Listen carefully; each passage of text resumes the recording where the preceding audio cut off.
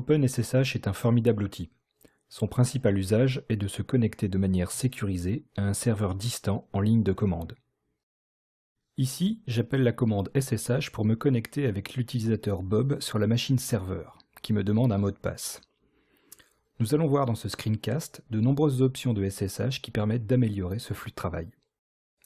SSH autorise l'usage de clés de chiffrement asymétriques et permet d'augmenter la sécurité des connexions, car ni le mot de passe du compte distant, ni celui de la clé privée ne sont transmis. Le déblocage local de la partie privée de la clé permet la génération d'un jeton signé qui est envoyé et vérifié avec la clé publique stockée sur le serveur. Si vous ne possédez pas encore de clé, il est possible d'en générer une avec la commande SSH keygen. Une paire de clés est générée à l'endroit indiqué et le programme vous demande un mot de passe pour protéger la partie privée. Il est recommandé d'utiliser une passphrase bien plus robuste et souvent plus facile à retenir.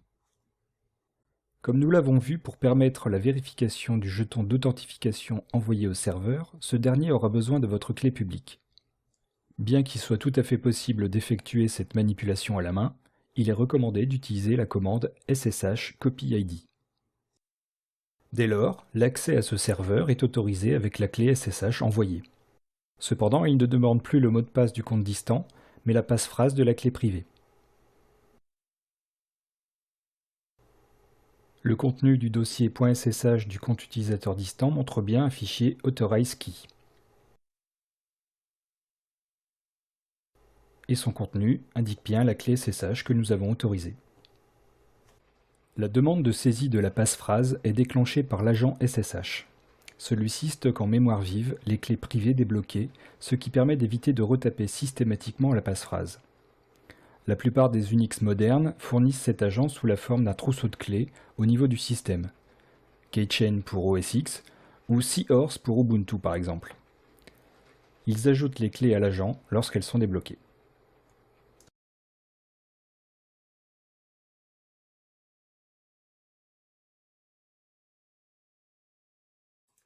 Si ce n'est pas le cas, la commande SSH add permet de forcer le chargement. L'option "-l" permet de lister les clés chargées en mémoire. La connexion au serveur précédent s'effectue sans demande de mot de passe distant, ni celui de la passphrase. La commande SSH autorise un paramètre optionnel final comme ligne de commande à exécuter sur la machine distante. C'est un raccourci pratique qui évite quelques frappes, parfois inutiles. Pour aller encore un peu plus loin et toujours un peu plus vite, il est possible d'utiliser le fichier de configuration locale de SSH. On peut y indiquer des paramètres spécifiques pour chaque machine distante. Par exemple, pour un serveur appelé The Really Long App Server Name, pour lequel nous utilisons toujours l'utilisateur deploy, avec la clé SSH dédiée, on peut spécifier une configuration raccourcie appelée Web Server. Je peux alors me connecter sur ce serveur en utilisant l'alias défini, sans spécifier l'utilisateur ni la clé SSH à utiliser. L'agent SSH fait aussi son travail et me donne accès très rapidement au serveur. L'intérêt du fichier de configuration locale SSH est aussi qu'il fonctionne avec les autres commandes de la suite SSH, comme pour les copies de fichiers par exemple.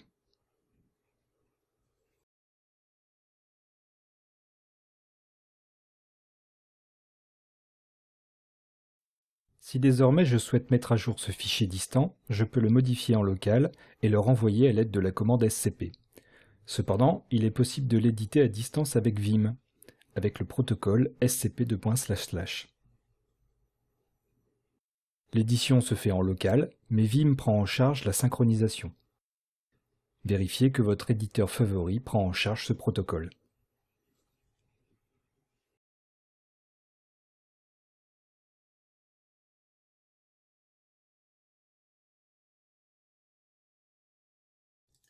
Une autre solution est de monter un système de fichiers distants sur un répertoire local.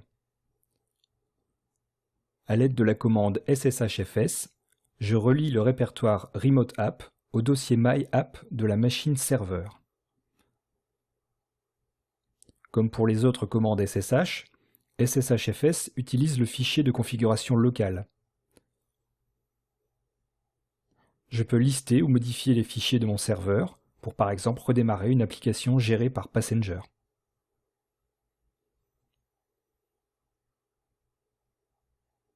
Utilisez fusermount-u pour démonter le dossier.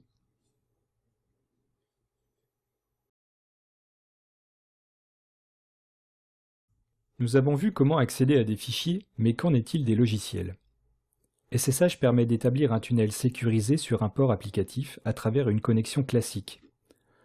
Reprenons notre serveur qui, pour faciliter le fonctionnement d'applications web, fait tourner un serveur MySQL accessible uniquement en local.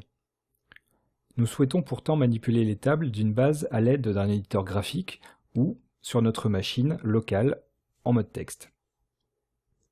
On crée ici un tunnel entre le port local 3306 et le port 3306 du serveur distant avec l'option "-l". "-f" met en tâche de fond et "-n" spécifie à SSH de n'exécuter aucune commande sur le serveur. Je peux utiliser la commande MySQL sur ma machine locale qui va, via SSH, accéder au serveur MySQL distant.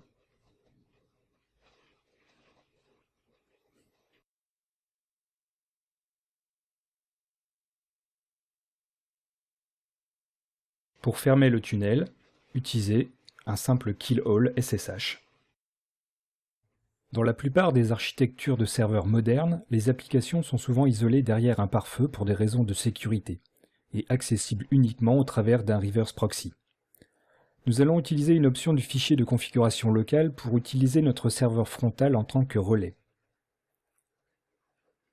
La directive forward agent yes permet de transférer notre agent local sur le reverse proxy distant afin de pouvoir s'en servir pour le rebond.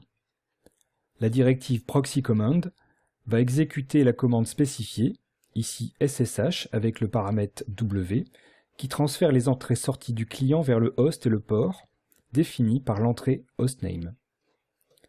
Ici, on utilise l'adresse IP interne accessible uniquement depuis le reverse proxy pour accéder à AppServer.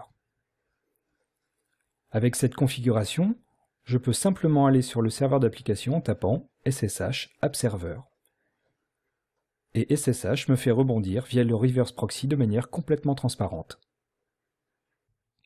Nous avons vu un certain nombre d'usages de SSH, mais il en existe évidemment bien d'autres. Couplé à des outils d'administration ou d'orchestration, l'usage de la ligne de commande se révèle être d'une incroyable efficacité. Apprenez à l'utiliser.